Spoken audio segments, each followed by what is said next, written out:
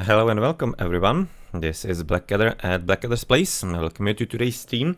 We're going to be having some more Age of Mythology goodness from the Champions League, from the Voobly Champions League 3 Qualification Round 2 right now already by Boit and the community. And it's going to be a best of 5 since you're in the second round already. It's going to be our first best of 5 here that you're going to be streaming. And we are going to be, of course, a classic 2-minute delay as is usual in the competitive games. So Purity, welcome. 2 minutes ago or something along those lines, and everybody else who's gonna be interested in some quality Latin American Age of Mythology, which is definitely one of the best ones in the world. So you're gonna be having two Argentinians with Jorge, Mariano, and Vam Starko. Vam, that is going to be, yeah, I always forget, even though I look at it very regularly.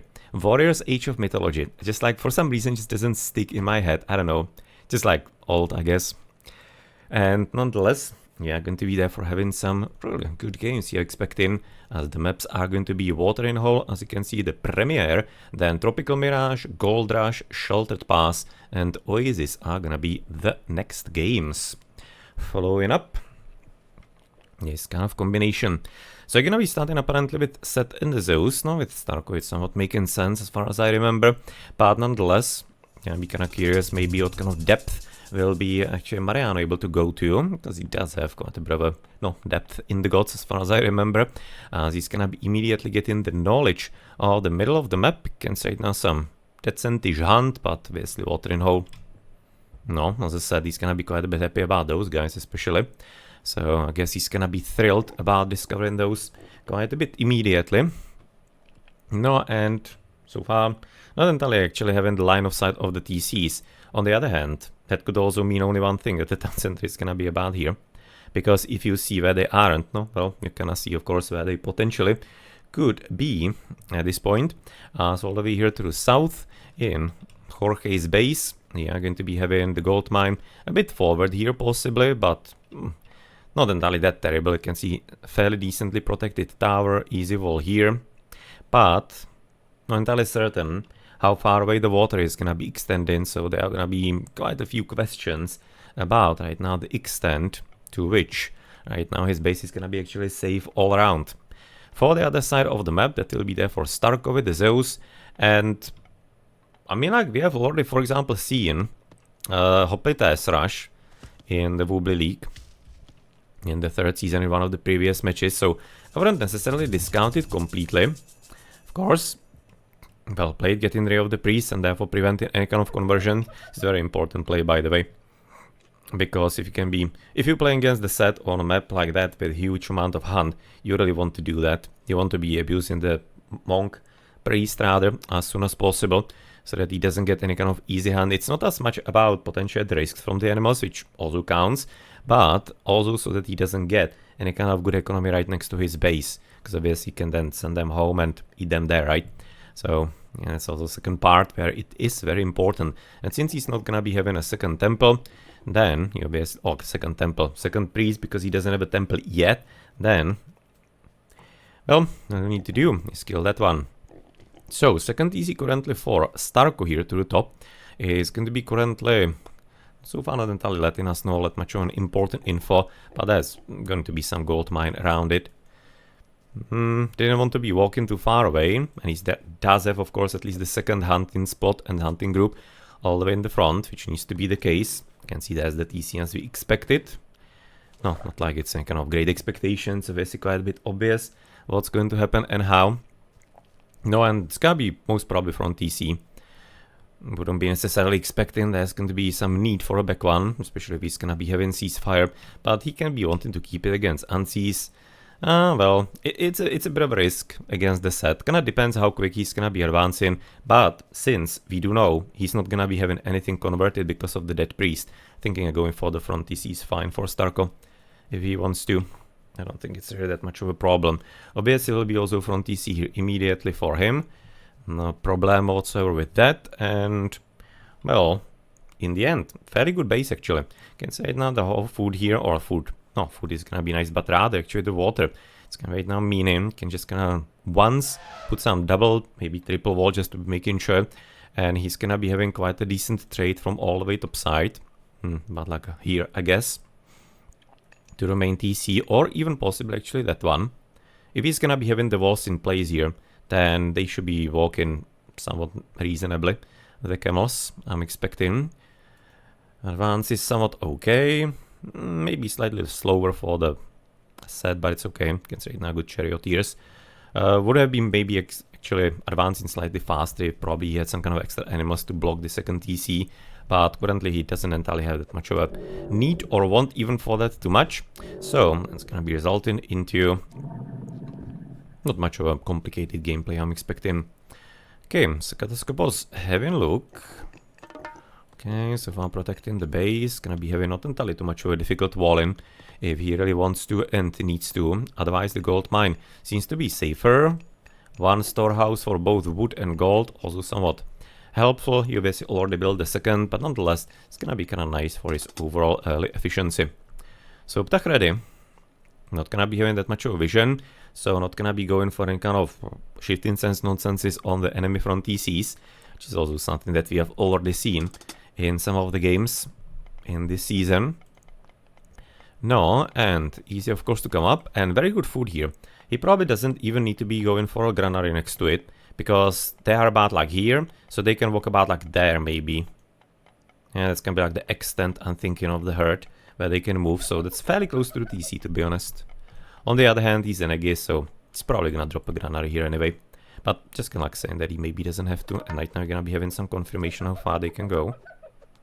Oh, they can actually go really far. No, at that point he really doesn't need to be there for granary. Doesn't need to be wasting time on the villager to build it.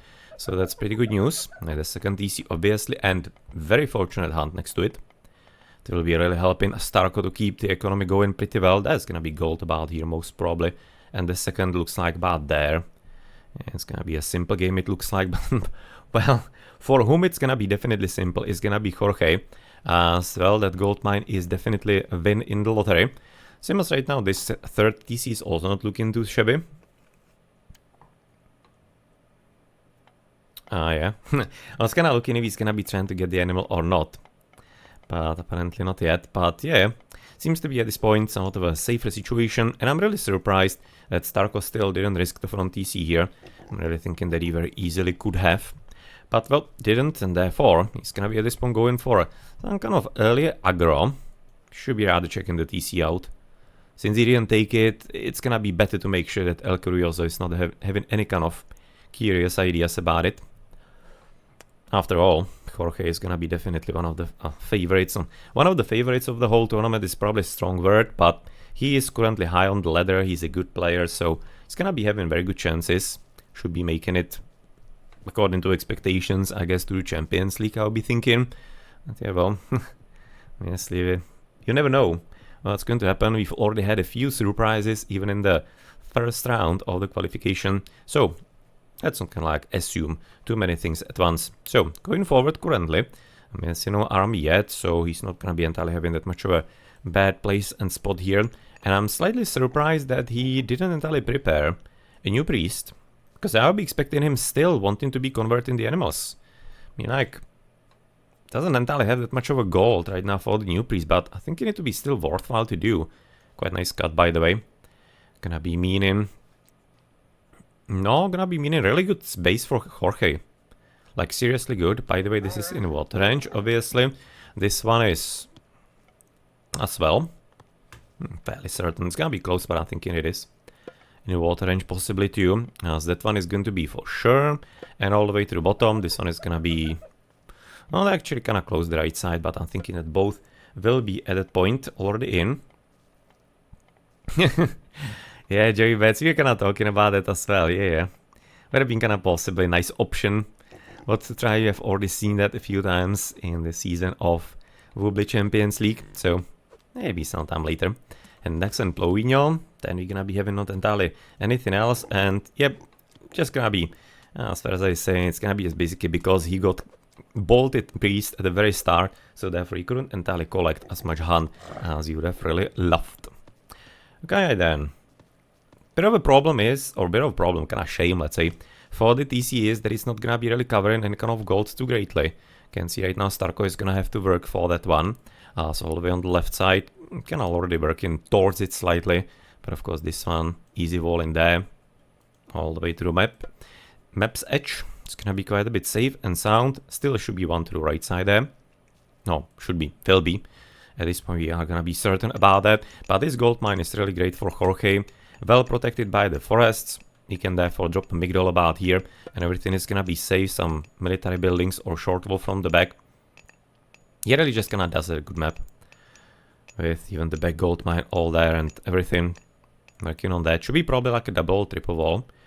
If I were to be honest. I think it would be a better plan and idea. With a bit of army coming up from Mr. Starko.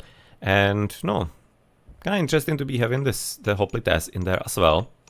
But I've expected only Hippicons to be prepared. Maybe some kind of slight diversion into Toxotai, but it feels like that he's gonna be trying to snipe the early Migdol and destroy it early with the Hoplites.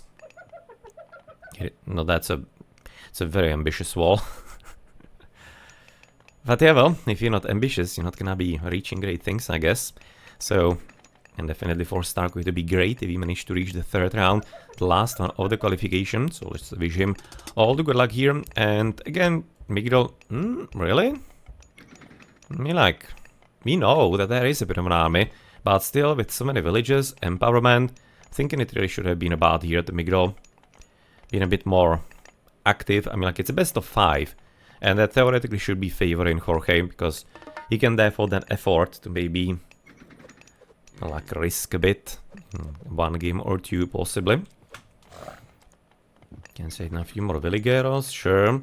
Otherwise the pop limit's still better for Jorge, but it's because he's getting plenty free animals. And right now the chariots are gonna be almost instantaneously made, compared to something like Hippie, for example, like 3 chariots for 1 Hippicon, of course, the classic ratio and difference and distance in there between the armies. And Peterloo or Peter 100, that is gonna be some kind of pronunciation, some word in there. So thank you very much for your follow. I hope you're gonna be having some fun with the games today, with the players. So of course, always we are here as the streamers and whatnot, just like the extras, just viewing the goodness the players are gonna be performing here in the tournament. So they are of course the stars of the show. Alright, do we have something deeper here? Actually already shaft mine, which is kinda nice. All the way for Jorge, gonna be having pickaxe only. He's getting already Horus. That's the reason. I mean, like, there's gonna be still the ceasefire, right? So that's gonna suck. Tornado potentially probably on this TC, we're gonna be expecting, but it kinda depends. It's gonna be maybe trying to force the opponent into casting ceasefire a bit earlier. But so far I don't think that Starko is gonna be really needing to do so that much. And Elpels also, yeah, I'm usually not doing too many predictions here, people are not even participating in that, so you'll be probably alone. So yeah, I'm thinking that maybe if there are gonna be more people typing into the chat, I can possibly set it up for you for the next game, but experience from here is saying that you're just gonna be potentially risking your own points. As you can see right now, we need to be getting something a bit carefully onto the siege towers. Yeah, and okay. Okay, especially since there's gonna be the mythical age coming up, then this is a, in about 3 minutes probably GG, unfortunately, I'm thinking. But it really did look all kinds of sketchy. He obviously won't be able to finish the fortress, which kinda sucks, so he should be moving the villages a bit elsewhere. Yes, exactamente. No, and probably just gonna build up a bit more of a defense around the TC, but he's most probably not expecting the mythic from Jorge. I'll be assuming currently. And Dax Shaft Mine, yes, it's gonna be really all playing into Jorge's hands. Unfortunately, it's gonna be quite a bit of a disappointment for Starko currently. I mean, like, it's gonna be lasting the same as the ceasefire, so the timing is actually quite a bit fine. I was going to say he could have waited until it's gonna be done, but there's really not gonna be any kind of bonus. You can see medium hippies already in place. Copper Mail, Shaft Mine already in place. And he's coming up even a bit ahead as well, and that's gonna be kind of locking off the army and the villages from escaping. It's very smartly played by Jorge. It's gonna be cutting the enemy off from any kind of reasonable escape route. It's gonna be even more painful than otherwise, and just like insta-destruction here, even just marching for the extra TC here. And Starko is gonna be having to hope that he somehow is gonna be able to get the rest. Maybe for a bit of a surprise mythical age. And survive until he fights those, because it's still watering hole, so there is a potential he might kinda be able to turtle a bit with some gold mines on good positions as they always are. Can say now it was the second relic, nothing really too game changing. And there really should be the gold, but it's not here, it's gonna be therefore probably somewhere here, because it should be. But nonetheless, it's gonna be apparently not wanting to wait for that too much, and we're gonna be therefore GGing out with Jorge El Curioso, actually taking the first game through quite a confident manner, and he's gonna be taking therefore 1-0 lead, but it's a best of 5, so still good chances right now for Starko on the other maps, as the next one is going to be Tropical Mirage, third one Gold Rush, and then potentially fourth and fifth Sheltered Pass and Oasis. Plenty new maps right now for the two players. Can say it now, still the same upgrades as you have seen a bit earlier. Still some good hunt here. And he wasn't birthing right now, the Rhinos, right, with the Pharaoh, or was he? Ah, he was here. Nope, doesn't seem like that way, so he wasn't following Joey Bad's ideas. Okay, for example, military upgrades are going to be actually already Copper Mail and the better range on the, of course, bows, aka Charioteers. And obviously there's not going to be any kind of upgrade on the Toxotai. Okay, so let's have a look into the post game. That's gonna be somewhat quick here. 7 hundo, 2-6, that's 3-3. It's gonna be 9-3, 11 hundo. Resources more for Starko still. But well, the Aggies, they really do not need it as much, and you can see the ratio. It's kinda like good fight. And once the ceasefire was cast, then it was unfortunately quite a clear deal what's going to happen after. It was just kinda a question how quick it's going to be, and apparently Jorge, well, he wants to be maybe going into the second game as quickly as possible. GG.